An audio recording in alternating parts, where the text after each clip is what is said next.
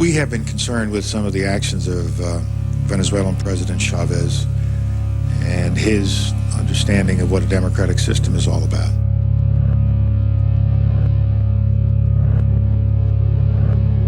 This is a dangerous enemy to our south, controlling a huge pool of oil that can hurt us very bad. We have the ability to take him out, and I think the time has come that we exercise that ability to get rid of one, strong-armed dictator. It's a whole lot easier to have some of the covert operatives do the job and then get it over with. Why do they want to eliminate Hugo Chavez?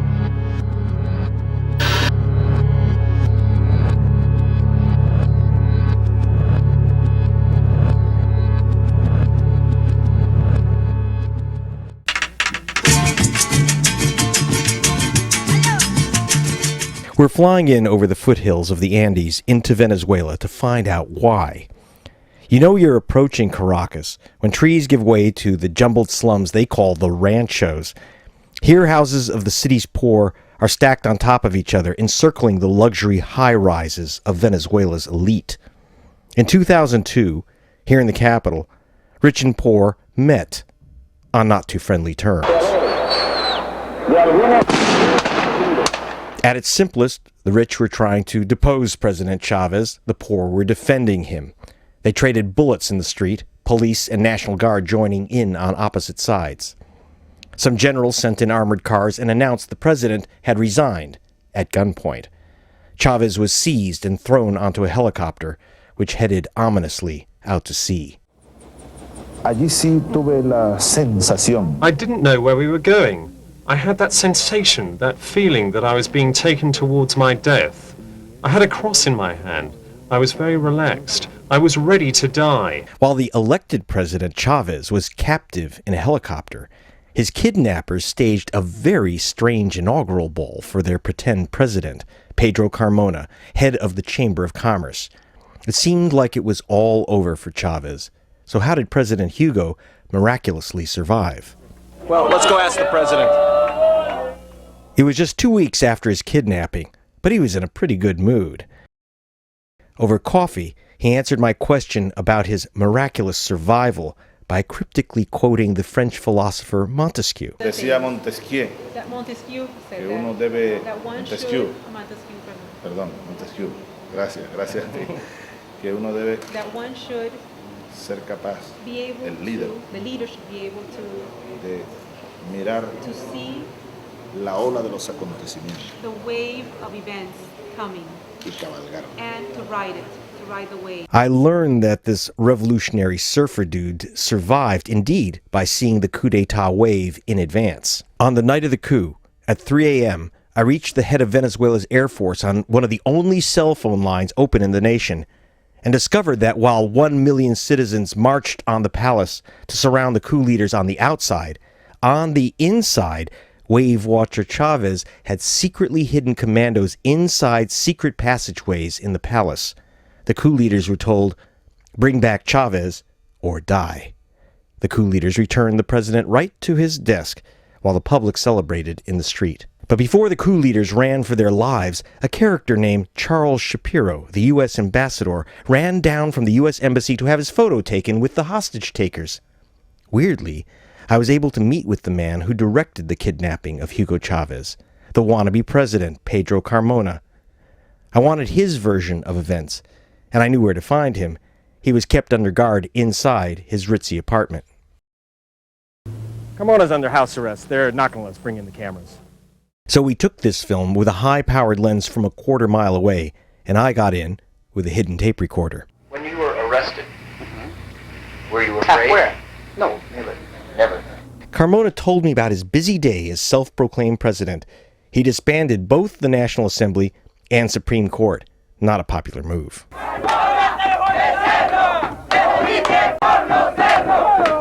Carmona berserker. Bandit, they chant.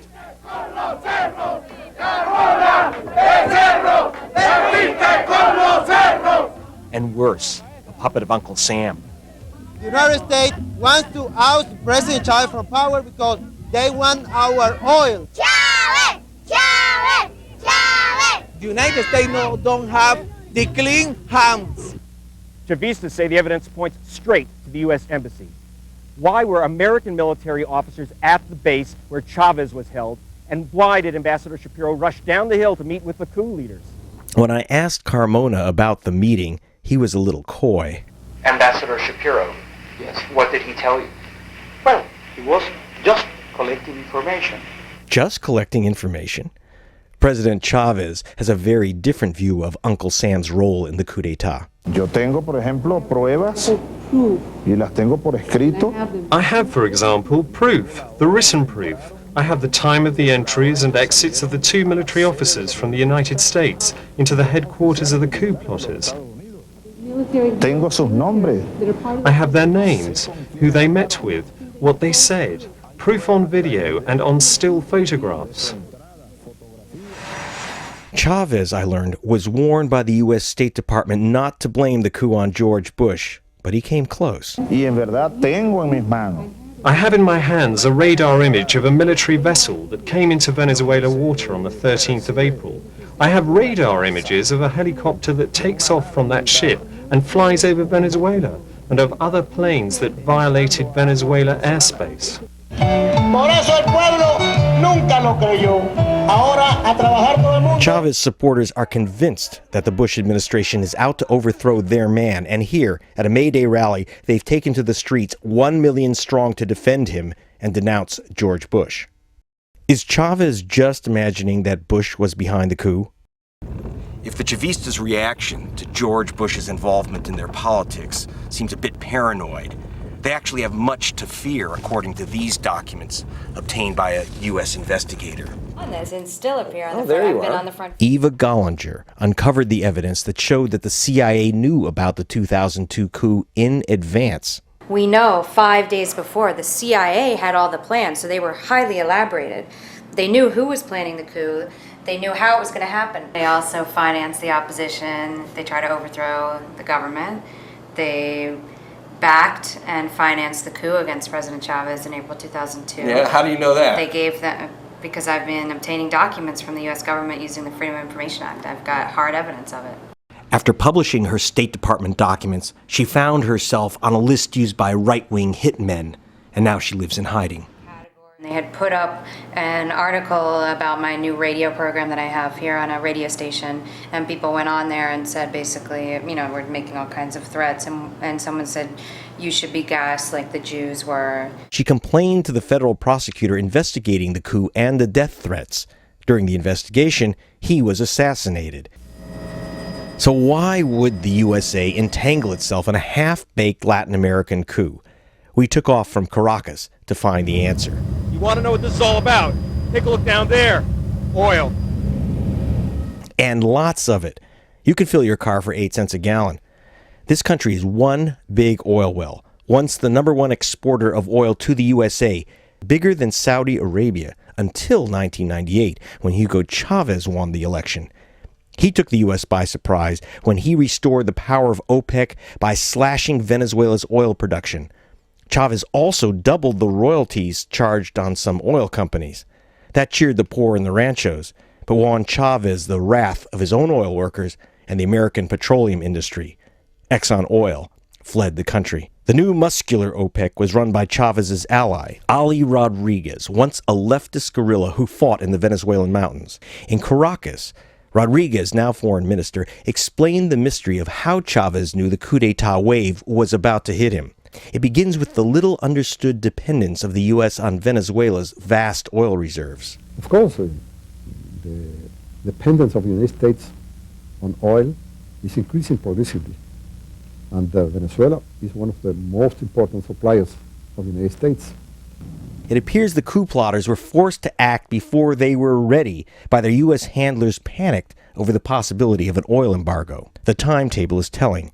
March 2002, Israel enters Palestinian territory, prompting talk of a new oil boycott by Arab nations against America. Monday, April 8th, Saddam Hussein of Iraq announces an end to oil exports. On Tuesday, Iran and Libya threatened to join. If the boycott went ahead, America would be utterly dependent on Venezuelan oil. Could America allow Chavez to remain in power, in control of America's oil lifeline? Ali Rodriguez at OPEC headquarters in Vienna had advance notice of the oil producers' moves. Our BBC team learned that Rodriguez called Chavez with a warning that a coup was imminent. Did the president understand your warning? Yes, of course, but the problem with this kind of activities is that they are very secret, and only a little group of people knows the plans. Chavez confirmed the warning, so when the coup rushed ahead, Chavez was prepared. Yes, it was a call of alert to decrease those possible risks. That call helped me. Chavez instructed his oil minister to issue a statement saying that Venezuela would not join an embargo, but it was too late.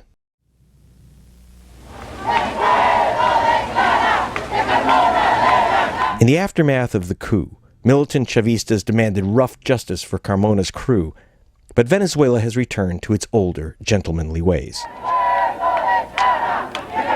The National Assembly is investigating the coup.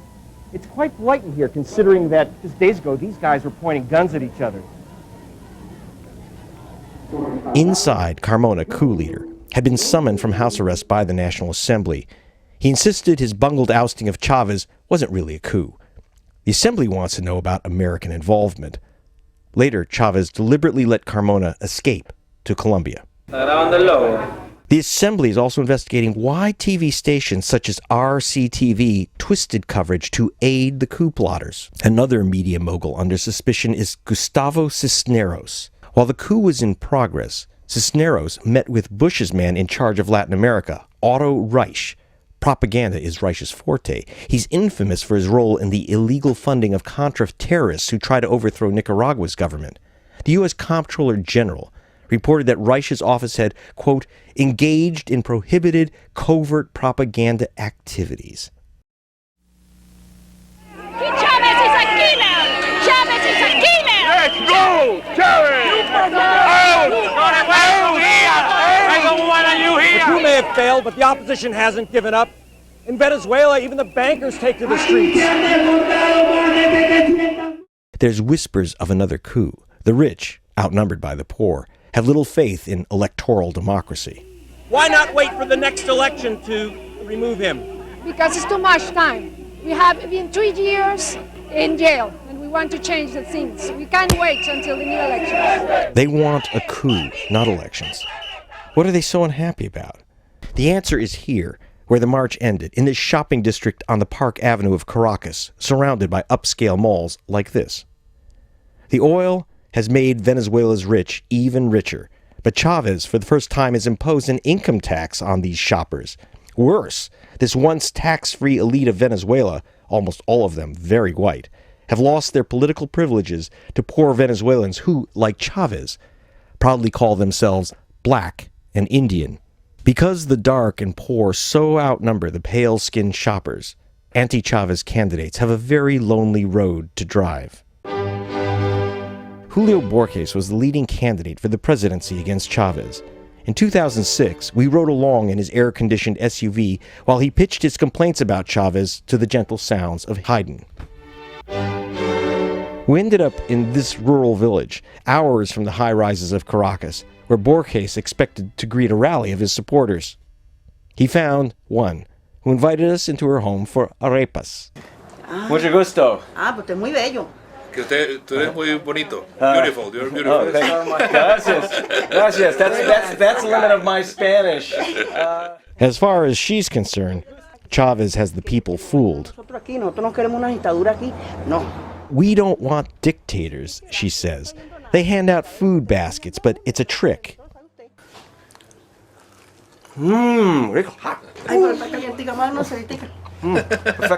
We returned to the very same village the next day, where Borges' opponent appeared. The reaction was slightly different.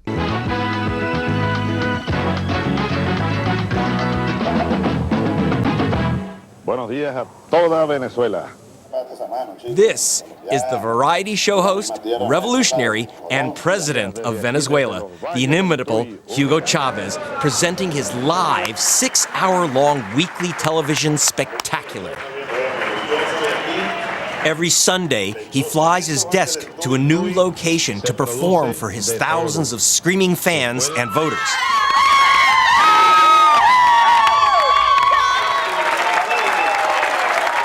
To George Bush, he's a demagogue awash in oil money. To this audience, he's a hero, savior. Cuando yo quiera devolver, no serás tú quien lo decida. And wannabe Frank Sinatra. Welcome to the latest edition of South American Idol. Why are these people treating Chavez like Elvis gone Latin? It's not just the oil money from American drivers, it's how Chavez has spent these oil riches. Let's go see what the money from the gringos in their SUVs bought. In barrios like this, there's a happy bounce. Chavez has finally tackled the health and education problems suffered by Venezuela's poor. He's imported 15,000 Cuban doctors and teachers, too. Before Chavez spread the oil wealth, 55% of the population lived in poverty. Now poverty is down by a third, and 1.5 million people have been taught to read. In this building, we found a new Cuban clinic, and I ran into a resident who had picked up English while working in Trinidad. We are the only country on this planet that has so much, or have so many changes in the social aspect. Medical attention, free. We can never get free operations, x-rays, medicines, or education also. People who never knew how to read and write, now know how to sign their own papers and everything. This is Arturo Quiron. He invited me upstairs for a cold one. Chavez, he says, has changed the way the oil money is handled. 10, 15 years ago, Carlos Perez, there was a lot of oil money here in Venezuela. The oil boom, we call it. Okay, here in Venezuela, there was a lot of money entering the country, but we didn't see it. When our BBC team was here in 2002, people weren't so happy. A coup and a strike by oil company managers left the economy in ruins, and Chavez's long-term survival in doubt. But then, a cowboy rode out of the north and saved Hugo Chavez.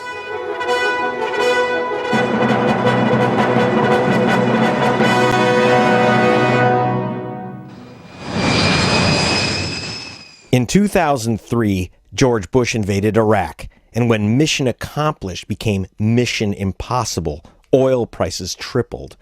The explosion in the price of oil dumped $50 billion into Hugo Chavez's lap, most of that from the United States. But it's not only Venezuela's poor who are enjoying Hugo Chavez's oil-pumped largesse.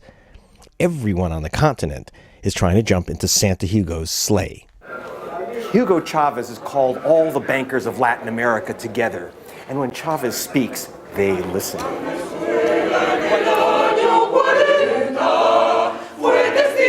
The financiers were treated to a history of Venezuela's central bank in song, and the continent's central bankers were happy to hum along. Chavez has handed out billions to their treasuries. He's spending way more than George Bush in Latin America. And here's the man who actually writes the checks, Chavez's central banker, a very popular guy. In fact, Chavez wants to completely eliminate the International Monetary Fund and replace it with an International Humanitarian Fund. I caught up with Mr. Checkbook. Can I get one more check, too? You're giving out checks to all these countries. Can I get a check? Okay. Thank you. Thank you. See you. Okay. Ecuador got $250 million. Brazil got $4 billion. Argentina got $4 billion. No wonder these guys showed up. Chavez is giving money to the poor of his nation and our allies in Latin America. He's won 6 elections since 1998, has no secret prisons, and he hasn't invaded anyone. And he's more than happy to sell us all the oil we want. So why is it that George Bush and his friends cannot wait for the opportunity to eliminate the president of Venezuela? We have the ability to take him out, and I think the time has come that we exercise that ability. We don't need another $200 billion war to get rid of one, strong-armed dictator. It's a whole lot easier to have some of the covert operatives do the job and then get it over with. What's their problem with Hugo Chavez? Maybe this is the key. According to an internal study we got our hands on from inside the U.S. Department of Energy, the next oil kingdoms, if the price of oil stays high, will be Canada, and Venezuela. Now, according to this U.S. Department of Energy document, which I'd rather you not see, the world supply of liquid petroleum is running out unless you add in this huge pile of oil from Venezuela, which has extra heavy oil in place of 1.36 trillion barrels. Now that's 5 times as much as the entire reserve in Saudi Arabia. The thing is, Venezuela's oil is really expensive to pull up. The price of oil has to stay at $50 a barrel or higher for 3 decades for anyone to invest to pull up this extra heavy oil. Think that can't happen? 10 years ago, the price of oil was only $10 a barrel. Now, if the price of oil stays above $50 a barrel, then Hugo Chavez and Venezuela, not Saudi Arabia, control OPEC and the world's supply of oil. I showed Chavez the Department of Energy's surprising internal analysis of Venezuela's true oil riches. He wasn't surprised. Tú sabes que Venezuela tiene la reserva de petróleo más grande del mundo. Venezuela has the largest oil reserves in the world. In the future, Venezuela won't have any more oil, it is true. But that's in the 22nd century. Venezuela has oil for 200 years. Then Chavez made an extraordinary offer through our BBC broadcast. He would give the world unlimited oil at just $50 a barrel, 1/3 off the price set by OPEC. Solo buscar un equilibrio. We're trying to find an equilibrium. The price of oil could remain at the low level of $50. That's a fair price. It's not a high price. Y ese es un precio, yo creo que justo, ¿sabe? No es un precio alto. Had Hugo Chavez gone completely loco, giving away billions of dollars of his nation's resources? Atención presente. Not at all. By giving up a short-term windfall in return for a long-term minimum price, Chavez would become the Abdullah of the Americas, king of the world's oil. This is what the world's currently declared oil reserves look like, with most of the oil in the Middle East, especially Saudi Arabia. But at $50 a barrel, it becomes economic to exploit the world's vast undeclared reserves of heavy tar oil, and the picture changes radically. So the question is, why didn't George Bush, after watching our broadcast, rush right down to Venezuela, kiss Hugo Chavez on both cheeks, and accept his generous offer of oil at only $50 a barrel? I think the answer could be right here. The reserves of the 5 largest oil majors have grown by $2.36 trillion since George Bush took office. Oil company profits have risen by 353%. Oil companies don't make their profits from stability, but from instability, shocks, mayhem, war, threats of war, coup d'etats, threats of coup d'etat, threats of assassination, and assassinations are very profitable indeed. Is Hugo Chavez worried? El acero de las espadas. Chavez showed me the sword of Simón Bolívar, the man who liberated South America from Spanish imperialism. Se va a convertir en polvo cósmico. Es muy grande esta espada para Bush. This sword is too big to be used against President Bush. The President of the United States may dismiss him as a demagogue and show-off, but for Bush, the show may be over once Chavez is crowned king of oil. Gracias, hermano. Muchas gracias. Thank you very much. Good luck.